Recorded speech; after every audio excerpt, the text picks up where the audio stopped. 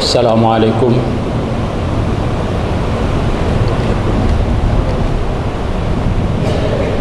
Assalamualaikum warahmatullahi wabarakatuh. Alhamdulillahilladzi hadana wa waffaqana lil imani wal islam. Wassalatu wassalamu ala khairil anam Sayyidina Muhammad wa alihi wa sahbihi wa man tabi'ahum bi ihsan, amma ba'd. Jamaah sholat zuhur yang berbahagia, pada kesempatan ini saya ngajak Anda sekalian untuk ngaji bersama kitab Hikam oleh Imam Ibn Athaillah. Pada kesempatan ini saya sampaikan, la yusakikan nakafil wa'di adamu wuqu'il maut wa in ta'ayyana zamanuhu li'alla yakuna dzalika qadahan fi basyiratik wa ihmadan li nuri sariratik. Janganlah kamu sampai bimbang terhadap janji Allah karena belum wujudnya apa yang dijanjikan, meskipun waktu untuk terjadinya janji itu sudah ditentukan. Agar hal itu tidak membuat cacat pada mata hatimu dan mematikan cahaya batinmu. Berkaitan dengan hikmah bagian ini, kita tahu bahwa ada banyak janji yang disampaikan oleh Allah dan Rasul-Nya. Ada janji yang umum, antara lain yang bisa kita baca pada ayat ud'uni astajib lakum. Berdoalah kepadaku, aku akan ijabah, mengabulkannya untuk kamu.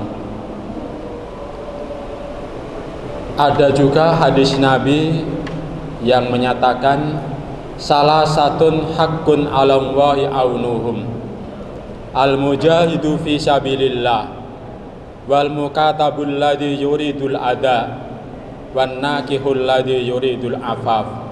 Hadisun hasanun rawahu Tirmidzi wal Baihaqi wa Ahmad.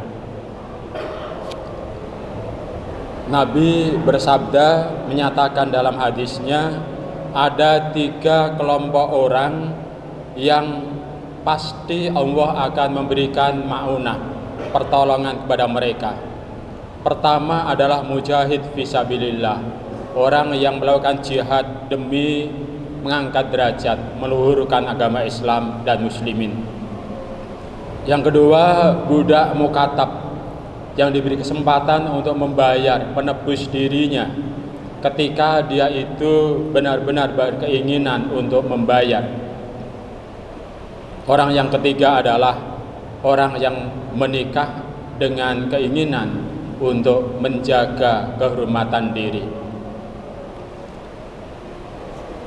Ada pula hal-hal lain yang bisa kita baca pada ayat maupun hadis Nabi yang berisi tentang janji-janji Allah Subhanahu wa taala lewat firman dalam Quran maupun lewat hadis Nabi. Ada juga hadis Nabi yang berkaitan dengan istikharah dan musyawarah. Nabi bersabda, ma khaba man istakhar. Tidak akan rugi siapapun yang mau istikharah, minta dipandu ketika harus memilih, minta kepada Allah agar diberikan panduan ketika harus memilih. Wala nadima manistasar, dan tidak akan menyesal siapapun yang mau bermusyawarah. Artinya siapapun yang mau istikharah, maka dia akan jauh dari rugi. Dan siapapun yang memusyawarah, dia akan dihindarkan dari penyesalan. Tetapi dalam realitas kita kadang-kadang merasakan sudah menjadi bagian dari 3 orang yang disebut Nabi, umpama sebagai orang yang menikah untuk menjaga diri.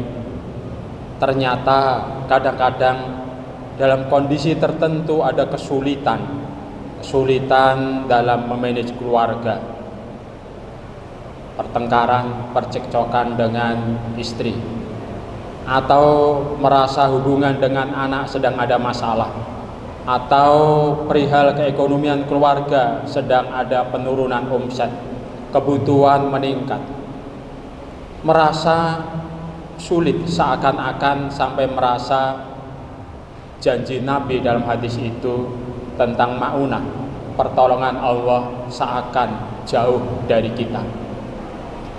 Hal semacam itu, rasa semacam itu hendaknya dihilangkan. Kita harus tetap mantap dan yakin dengan apa yang ada dalam janji Allah Subhanahu wa ta'ala. Ketika menikah dengan niatan yang benar untuk menjaga diri, melaksanakan syariat, yakinlah bahwa Allah benar-benar memberikan maunah untuk kita. Apapun yang akan dijalani dalam akad nikah, maunah Allah akan menyertai terus. Soal ada kemungkinan problematika dalam hidup, tantangan keluarga, masalah dari eksternal tetangga dan seterusnya, itu hal yang wajar. Tetapi pasti akan ada maunah dari Allah Subhanahu wa ta'ala. Demikian juga ketika kita menghadapi perencanaan hal-hal yang besar, sudah musyawarah dengan beberapa orang punya kompetensi hal tersebut, juga sudah beristikharah. Selanjutnya, andai kata ternyata yang kita harapkan, tujuan dan target yang telah ditentukan ternyata belum terwujud, hendaknya koreksi diri. Karena sangat mungkin bahwa apa yang dijanjikan oleh Allah itu ternyata digantungkan pada berbagai faktor, beberapa persyaratan yang ternyata belum bisa kita laksanakan faktor-faktor itu. Syarat itu belum bisa kita laksanakan pula dengan baik, sehingga apa yang menjadi target, apa yang menjadi tujuan kita belum bisa terrealisasi. Kita bahkan penting juga berkaca, belajar dari apa yang dialami Nabi ketika pada peristiwa Hudaybiyah. Ada ayat Quran yang menyatakan bahwa engkau para muslimin bersama Nabi akan memasuki Masjidil Haram dengan aman, bahkan bisa cukur kepala. Umat muslim memahami bahwa itu akan terjadi pada tahun itu, sehingga ketika Nabi mengajak mereka untuk umrah, mereka yakin bahwa janji Allah terjadi pada tahun itu. Ternyata yang terjadi meleset. Mereka berangkat menuju Makkah untuk umrah, baru sampai Hudaybiyah ternyata dihadang oleh orang musyrikin, tidak boleh melanjutkan ke Makkah untuk umrah. Bahkan hasil dari perjanjian itu akhirnya Nabi bersama sahabat pulang. Tetapi ada di antara perjanjiannya ada janji keamanan untuk 5 tahun ke depan, dan Nabi boleh umrah tahun depan. Dan akhirnya itu sebetulnya hal yang sangat baik bagi muslimin, karena secara nyata keamanan 5 tahun itu memungkinkan untuk dakwah secara sukses. Demikian juga tahun depannya umat Islam bersama Nabi bisa datang untuk haji dengan aman tanpa gangguan siapapun, sekaligus sebagai terjadinya Fathu Makkah. Demikian juga ada kasus seorang wali, dengan ilham Allah dia diberitahu bahwa sesuatu akan terjadi. Dalam pemahaman yang bersangkutan, itu akan terjadi pada waktu yang sudah ditentukan, bulan X tanggal Z. Selanjutnya dikabarkan pada umatnya, ternyata meleset, sehingga akhirnya umatnya banyak yang menghibah pada wali itu. Ternyata memang benar-benar meleset. Tetapi dalam kondisi semacam itu, wali tetap saja husnudzon pada Allah yakin bahwa janjinya tetap dipenuhi, tetapi dengan cara Allah yang menentukan, pada waktu yang dipilih oleh Allah, bukan yang Dia harapkan. Karena itu untuk kita semua penting untuk tetap mantap, yakin penuh dengan janji-janji Allah, dan seharusnya kita tetap menjaga adab, sopan santun.